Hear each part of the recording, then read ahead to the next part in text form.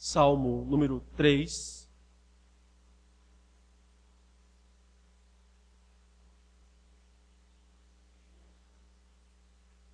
Inicialmente eu quero fazer a leitura apenas da epígrafe que consta deste salmo, que é a informação a respeito do momento, da época quando o salmo foi escrito por Davi. Que diz assim: Salmo de Davi, quando fugia de Absalão, seu filho. Apenas isso. Salmo de Davi, quando fugia de Absalão, seu filho. Davi é aquele que é chamado na palavra de Deus de o homem segundo o coração de Deus. O que isso quer dizer? Homem segundo o coração de Deus. O homem que Deus amava. Deus ama todas as pessoas que Ele salva. O homem que Deus tinha um carinho mais do que especial, talvez seja esse o sentido. O homem que agradava a Deus, provavelmente esse seja o sentido mais próprio da expressão, o homem segundo o coração de Deus. Mas por que Davi é que é chamado de esse homem segundo o coração de Deus? O que Davi tinha de tão especial? Será que era porque Davi fez grandes coisas por Deus, grandes feitos? Como quando lá ainda jovem ele derrubou Golias e disse, tu vens contra mim aí cheio de armas, mas eu vou contra ti em nome do Senhor dos Exércitos. Então, pela fé, pela confiança no Deus Todo-Poderoso, é que ele, sendo inferior ao adversário, mas venceu, derrubou o seu adversário. É por isso, será que Davi é o homem segundo o coração de Deus?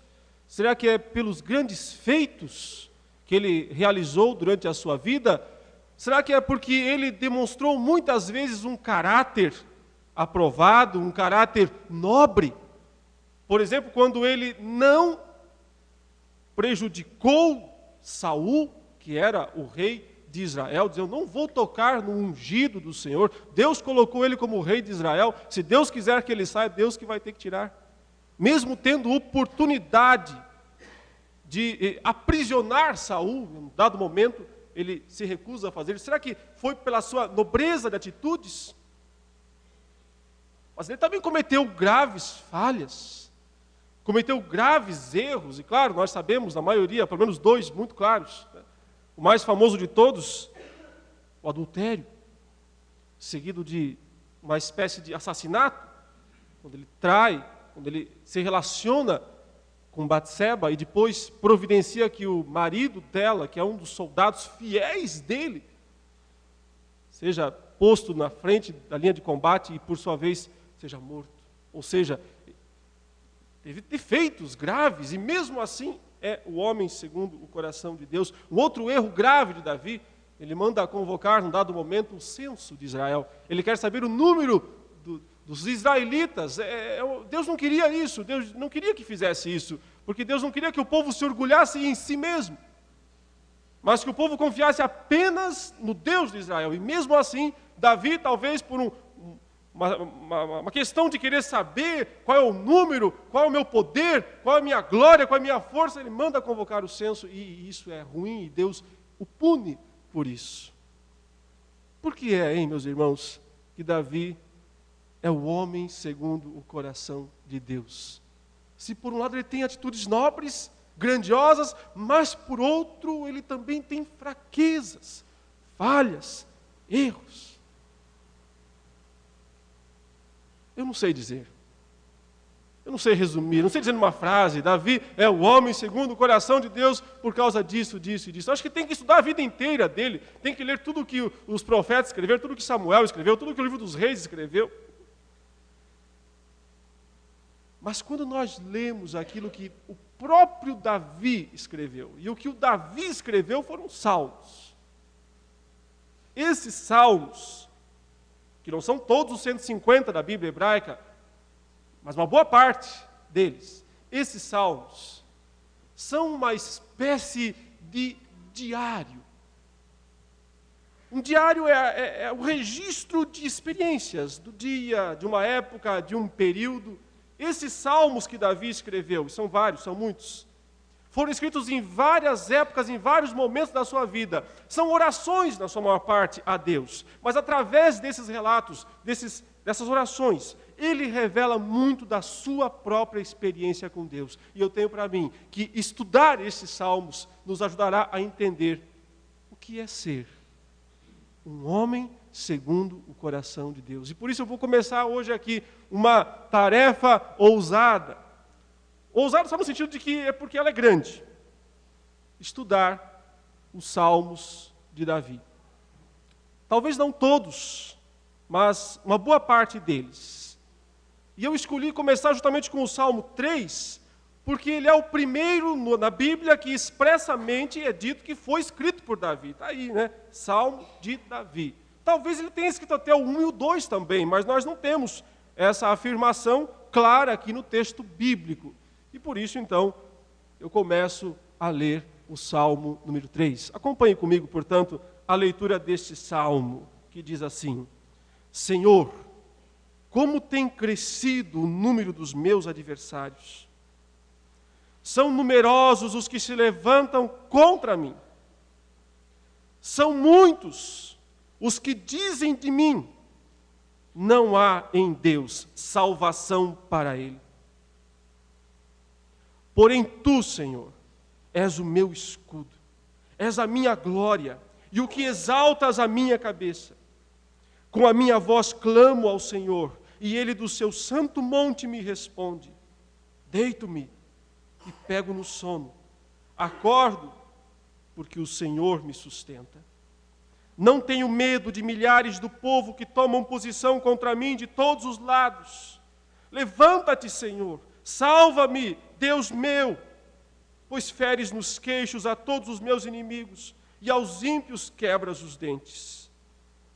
Do Senhor é a salvação, e sobre o teu povo a tua bênção. O que mais se destaca nesse salmo, queridos, eu acho que é o verso 5. Deito-me e pego no sono, acordo porque o Senhor me sustenta. Isso ganha destaque pela situação em que ele está. Veja que o texto diz que esse salmo foi escrito quando Davi fugia de Absalão. Havia perdido o reino, havia perdido o trono, havia perdido a cidade. Ele teve que fugir de Jerusalém. As descrições que nós temos nos livros históricos mostram Davi com um número reduzido de homens que permaneceram fiéis a ele, porque a maioria dos israelitas foram com Absalão, o filho de Davi. Ele foi traído pelo próprio filho, que ele aceitou de volta, que ele perdoou depois do grave erro cometido anteriormente. Ele foi traído pelo próprio filho, pelos conselheiros mais próximos, que apoiaram este filho, pensando talvez em vantagens. Ele tem que sair de Jerusalém, ele precisa deixar tudo para trás, ele é acompanhado por um número pequeno de pessoas, ele não tem condições, humanamente falando, de nesse momento, quando escreve esse salmo, enfrentar o próprio filho. Ele não tem poderio, ele não tem exército, ele não tem força, ele não tem armas para retornar para Israel e tomar o que é seu, retomar o que é seu de direito. Ele foge. E foge numa situação calamitosa, perigosa, porque se Absalão resolvesse ir atrás dele com o exército, fatalmente, Absalão venceria.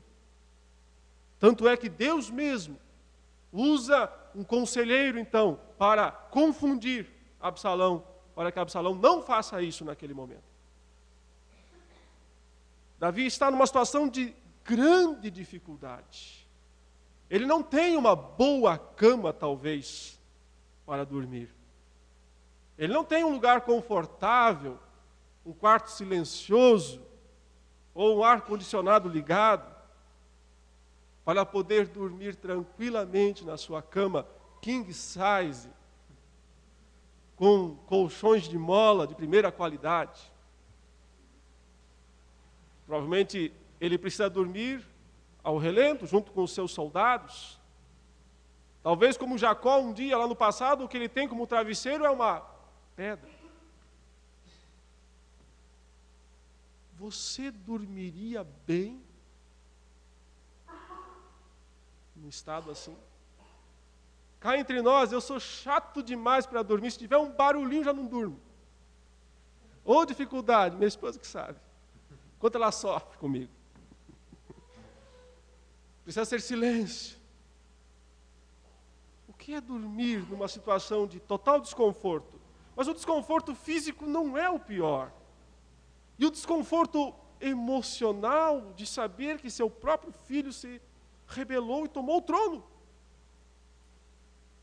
O risco de ver todo o projeto para Israel simplesmente ruir. Como que uma pessoa assim consegue, diz o versículo 5, deitar e pegar no sono? E acordar, e provavelmente sem precisar fazer uso de algum tipo de medicamento. Muitas pessoas, cristãos inclusive, nos dias de hoje, pelo estresse da vida diária, a correria, os mil problemas, as mil preocupações, só conseguem desligar se tomarem um remedinho para conseguir dormir. Havia isso lá. Quem sabe um chazinho ele ganhasse lá no final do dia. O chazinho faz bem, ajuda. Não era o chazinho.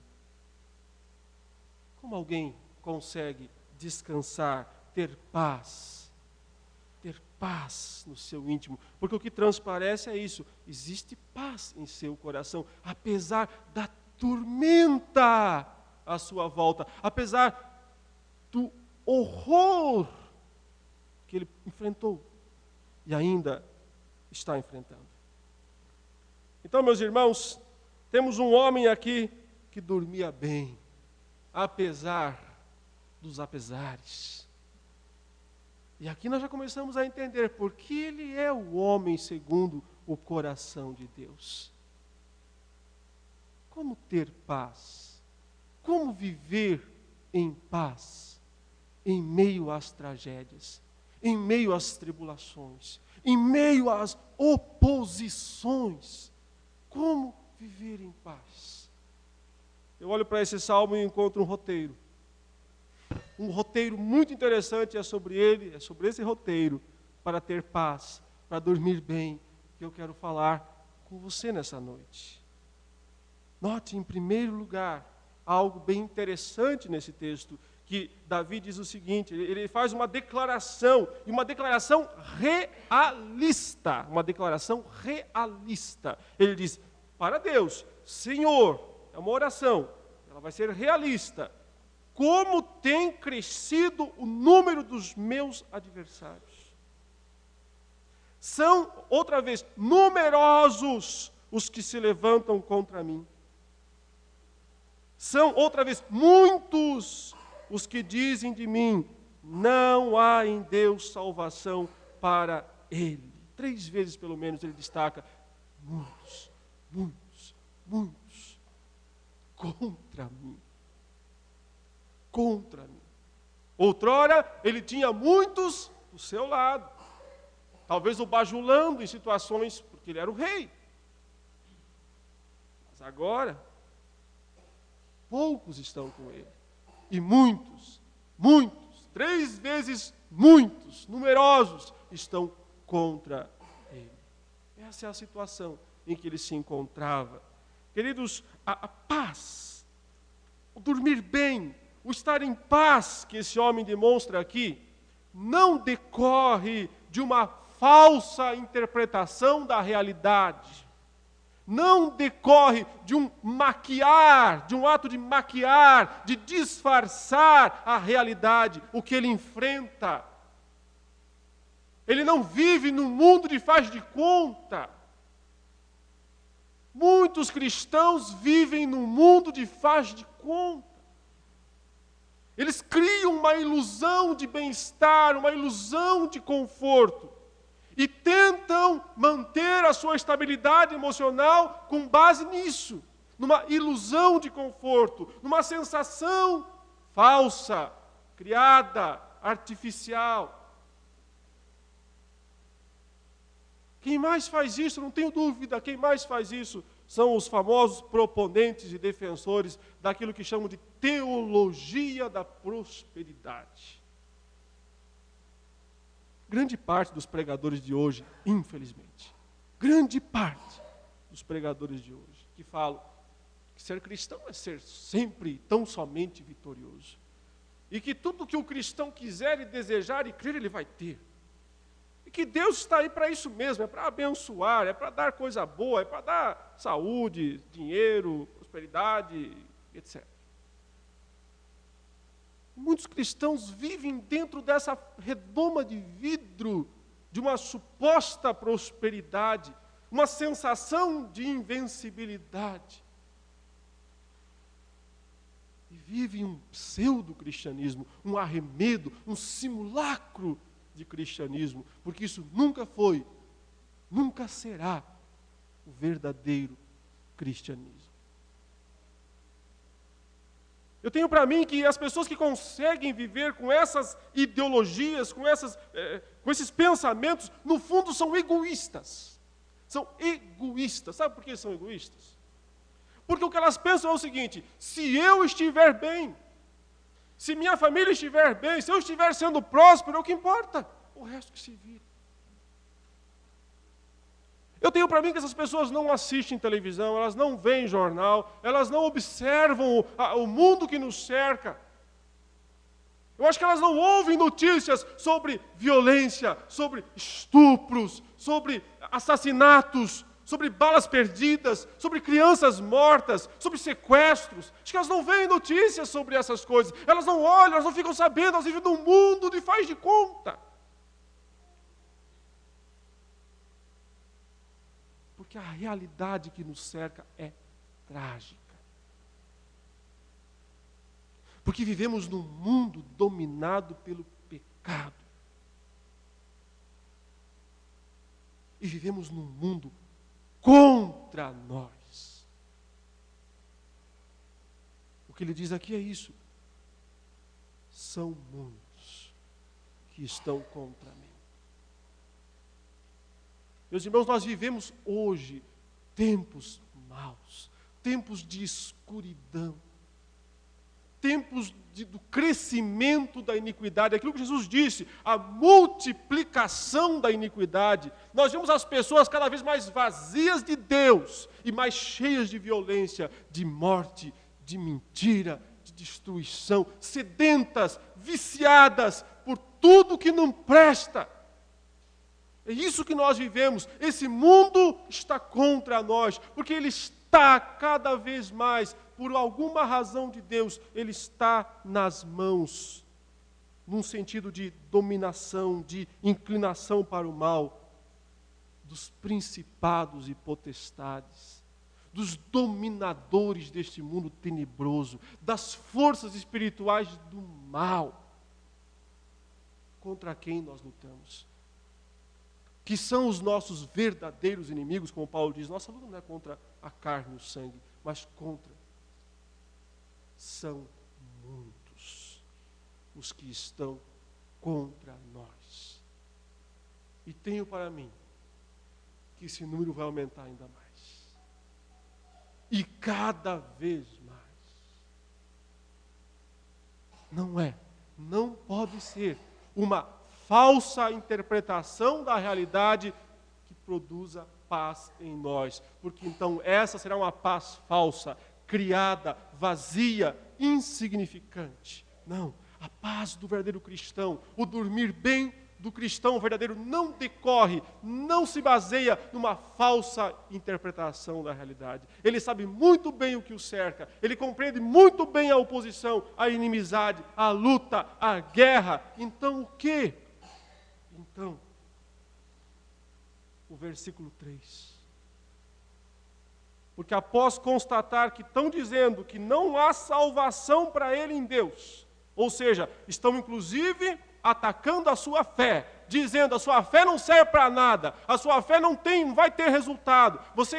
Talvez a ideia esse Deus nem existe, e se existe não está preocupado com você e não vai te ajudar. Então há aqui também uma carga de incredulidade por parte do mundo. Essa fé não tem resultado, você crê à toa, você crê em vão. Porém, Davi diz: Tu, Senhor, és o meu escudo, és a minha glória e o que exaltas a minha cabeça. Sabe por que esse homem dorme bem? Sabe por que esse homem está em paz, no meio da tormenta, da tribulação? Não é por uma falsa visão da realidade, ele sabe muito bem o que o cerca, mas é pelo que Deus significa para ele. Decorre de quem é Deus para ele. Não quem é Deus genericamente, mas quem é Deus para mim. Observe o que ele diz: porém tu, Senhor, és o meu escudo. És a minha glória e o que exaltas a minha cabeça. 3 vezes. Se antes ele disse 3 vezes muitos, numerosos, muitos. Agora ele diz, meu, minha. O que Deus é para mim. E o que Deus é para Davi? Ele diz, em primeiro lugar, escudo. Escudo, baluarte, barreira, proteção. Atire quanto quiser, essa é a ideia. Não vai passar. Mas estaria Davi falando de um escudo físico? Sim, eu acho que Deus pode nos defender e nos defende de ataques físicos também. Mas note que nesse mesmo dia, nessa mesma época em que Davi fugia de Jerusalém para as montanhas a fim de se esconder de seu filho Absalão, um cidadão chamado Simei atirou pedras nele, e eu tenho para mim que as pedras o acertaram. Deus não barrou as pedras. Mas aquelas pedras podiam até mesmo acertar, sei lá, a armadura de Davi, sei lá, a perna, a cabeça. Mas não podiam acertar sua alma. Não podiam acertar seu coração. Porque nós também temos um escudo contra os dardos inflamados do maligno. E esse escudo é a fé. É a confiança em Deus, nas suas promessas. Tu, Senhor, és o meu escudo. Nem sempre um escudo contra os ataques humanos, fisicamente falando. Porque Deus pode permitir que seus filhos sejam atingidos. Tem crente sendo atingido por bala perdida. A mulher saiu da igreja com a criança. No domingo à noite, sua filha foi atingida por uma bala perdida lá no Rio de Janeiro. Provando mais uma vez que teologia da prosperidade é a pior bobagem que podiam criar. Deus pode permitir que seus filhos, ainda que fiéis, ainda que santos, sejam atingidos. Mas o que foi que Cristo disse? Não temais os que podem matar o corpo, mas não podem matar a alma. Temei aquele, esse é Deus, que pode matar os dois. Tanto o corpo quanto a alma. Em outras palavras, ele disse, o máximo que o mundo pode fazer contra vocês é matá-los. E milhares de cristãos já morreram ao longo das gerações por Cristo.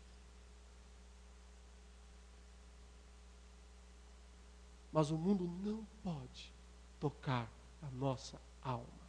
Não pode tocar nosso coração, a nossa fé. Tu, Senhor, és o meu escudo. E o que mais ele diz? És a minha glória. Isso aqui é o que há de mais extraordinário, meus irmãos. Porque a grande maioria dos homens busca glória para si. Vive a sua vida numa tentativa, num esforço de se autoglorificar. Receber elogios. Ser admirado. ser reverenciado, ser obedecido. A maioria dos homens.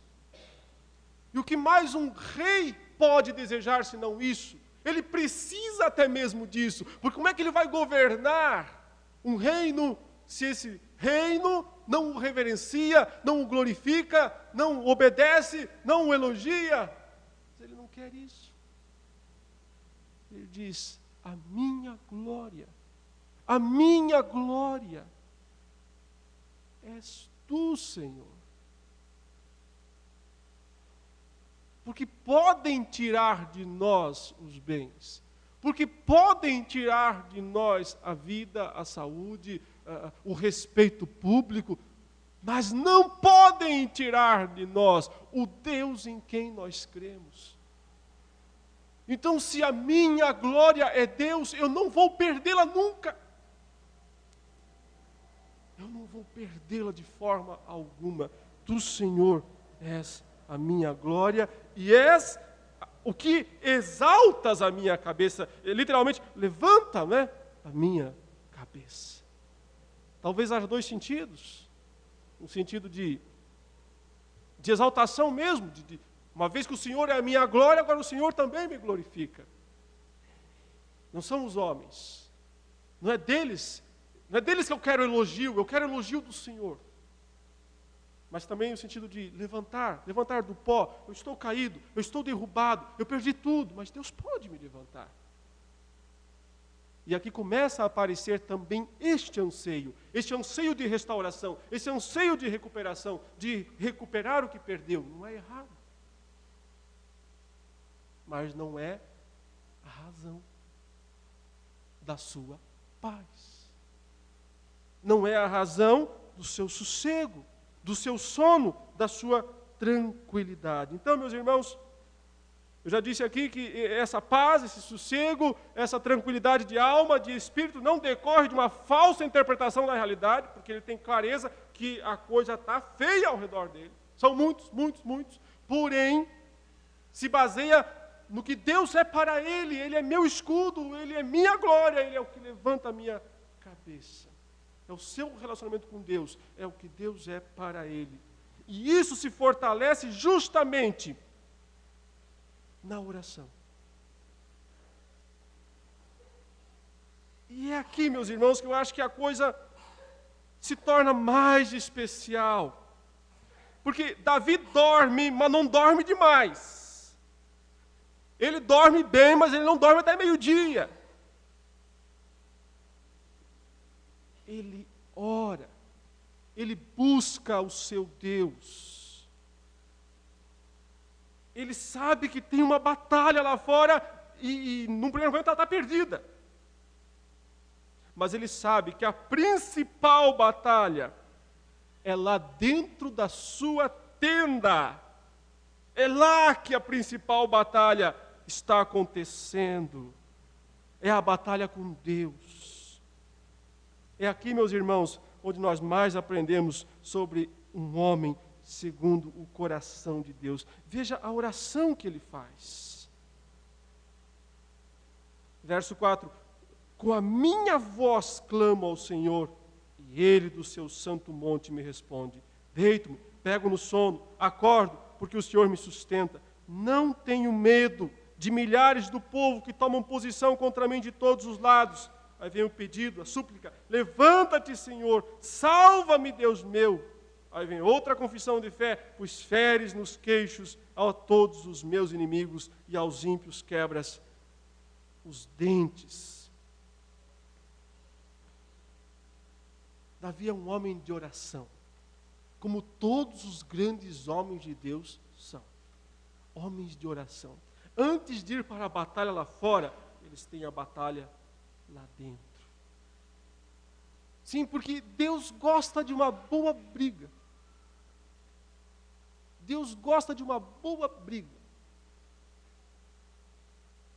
Eu acho que vocês entendem o que eu quero dizer com isso. Jacó lutou com Deus. Jacó lutou com Deus. O segurou. Não deixarei ir se não me abençoares. Deus gosta de homens que briguem. mas que briguem com Ele. Que lutem em oração, que lutem com Ele. Meus irmãos, eu vou falar algo muito sério agora aqui. Mesmo correndo o risco de ser mal interpretado. Eu acho que muitas vezes o nosso relacionamento com Deus é monótono demais. É monótono demais. Discutimos pouco com Ele. Irmãos, entendam-me, estou falando sobre que Deus deseja que nosso relacionamento com Ele seja intenso. Intenso, mas às vezes é monótono. Olhe para os grandes homens de Deus na palavra. Eles não baixavam a cabeça o tempo todo e ficavam dizendo sim, Senhor, sim, Senhor, sim, Senhor.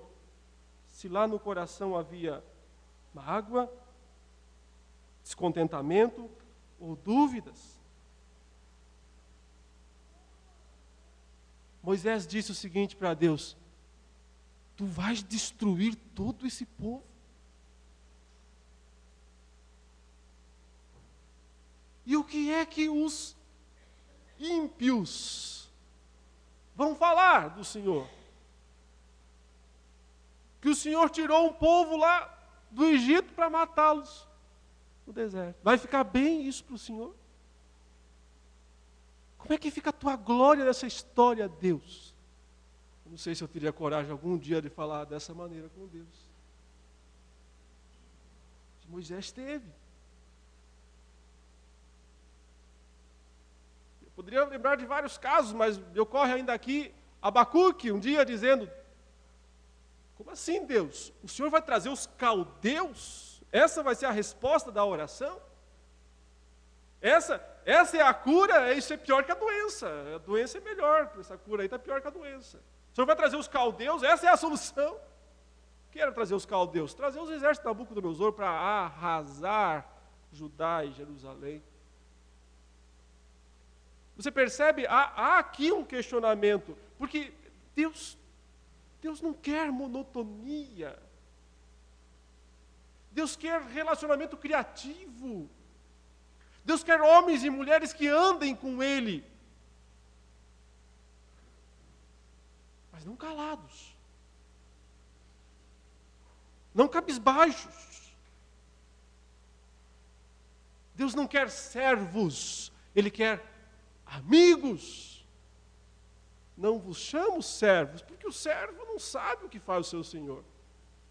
Ou seja, servo obedece, cumpre ordens, não discute, não fala. Eu vos chamo amigos, porque eu falo com vocês, eu converso com vocês. Veja, Jesus várias vezes testando os seus discípulos. Como é que vocês vão dar pão para essa multidão aí, me falem? Que solução vocês têm? É curioso que os discípulos sempre pensam primeiro no quanto vai custar. Oh Deus, e Jesus, é muito dinheiro, viu? Dar pão para toda essa multidão aí é muita grana. Manda embora logo eles. Manda essa gente para casa de uma vez, antes que sobe para o nosso lado. Deus quer, meus irmãos, que o nosso relacionamento com Ele seja intenso. Ninguém aqui está falando em ser rebelde, mas em falar com Deus, em expor a situação e até mesmo questionar. As frases de Davi são entrecortadas com pedidos de socorro e, ao mesmo tempo, declarações de confiança. Isso revela que o estado do espírito dele, ao escrever isso aqui, era intenso, era difícil, era um momento de grande pressão, e não podia ser diferente. Por isso que ele entrecorta: estou dormindo bem, acordo bem, levanto, mas eu vou lá pedir ao Senhor, eu clamo ao Senhor, E ele me responde, tenho certeza disso, mas não tinha respondido ainda. Não tinha respondido ainda. Não tenho medo de milhares, eu estou firme, eu confio em Deus, pode se levantar tudo que é lado. Levanta-te, Senhor, salva-me, Deus meu. Você tem pedido mais urgente do que isso? Salva-me, Deus meu, socorro, Deus. Mais ou menos isso. E já vem outra declaração de confiança, pois feres nos queixos a todos os meus inimigos e aos ímpios quebras os dentes. Não tinha feito isso ainda. Há uma intensidade aqui. E ele vai demonstrar isso ao longo dos vários salmos que ele escreveu, uma intensidade no relacionamento com Deus, porque essa intensidade, essa oração confiante, intensa, fortalece a paz. Mas só quando termina no verso 8. Só quando chega aqui, no verso 8. Que é a declaração final do Salmo, ele diz, do Senhor é a salvação, e sobre o teu povo a tua bênção. Em último lugar, portanto, eu digo, que essa confiança, essa paz, esse dormir bem, em última instância, descansa na bondosa e infalível soberania de Deus.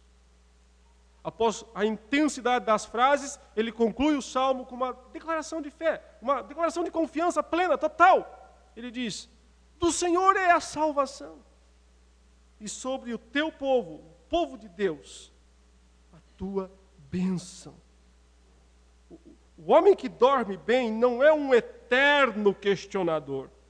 Ele pode questionar o momento, a hora, porque ele não consegue entender realmente a razão do agora, do aqui. E nós não temos mesmo como entender muitas vezes o porquê dessa tragédia, o porquê daquele sofrimento, o porquê desse imprevisto. Então, nessa hora, muitas vezes surge o questionamento, surge a pergunta, mas por que Deus? E Deus prefere isso do que silêncio, do que nada, do que ignorar.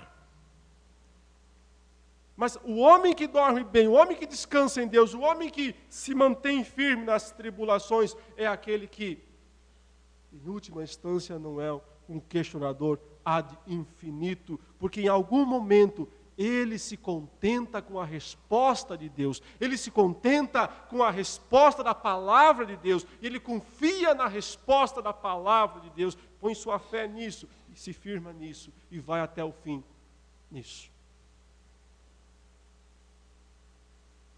Que, meus irmãos, o crente que dorme bem, o crente que descansa no Senhor, ele pode não entender o momento, mas ele entende o todo. Ele pode não entender como que essa peça aqui se encaixa, mas ele sabe que o arquiteto é bom. Ele pode não compreender qual o sentido desse momento, desse evento, disso que está acontecendo agora, mas ele sabe que o planejador não se confunde, não se engana. Por isso, dizer essa última frase, do Senhor é a salvação e sobre o teu povo a tua bênção, é o mesmo que dizer, todas as coisas cooperam para o bem daqueles que amam a Deus. É o mesmo que dizer, quem nos separará do amor de Cristo? Será a tribulação, será a angústia, a fome, a perseguição, o perigo, a nudez, a espada, os principados, as potestades, essas coisas vão nos separar. Ninguém, nada, nos separará do amor de Deus. Porque quando ele diz, do Senhor é a salvação, então ele é o dono da salvação, em algum momento ele vai usá-la. Ele é o dono dela, em algum momento ele vai usá-la. E sobre o teu povo a tua bênção, dizer, é isso que Deus faz, é o que Ele prefere, Ele tem um plano, Ele tem um propósito, e esse propósito sempre será, em última instância, abençoar o povo dEle. Todas as coisas cooperam para o bem daqueles que amam a Deus. em meio aos problemas, no dia a dia, olhando para cada cena de sofrimento individualmente, fica difícil entender as razões divinas, os propósitos soberanos. É por isso que precisamos da Bíblia. Ela nos ensina que há um Deus que está trabalhando em favor do seu povo. Nunca se viu, diz o profeta Isaías, em lugar nenhum, Deus como esse, que trabalha para o bem daquele que nele espera. Deus está conduzindo o mundo e todas as coisas para o cumprimento do seu propósito bondoso. O supremo propósito de Deus é abençoar o seu povo. Ele fará isso, mesmo usando os percalços, mesmo usando as tragédias, mesmo usando as perdas. E é por isso que podemos dormir tranquilos. É por isso. É desse modo, é seguindo esse roteiro, que nós podemos ter paz e descansar em nosso Deus, sabendo que esse Deus cuida de nós, nos guarda e nos levará vitoriosos para o seu reino celestial. Que Deus nos abençoe, em nome de Jesus. Amém.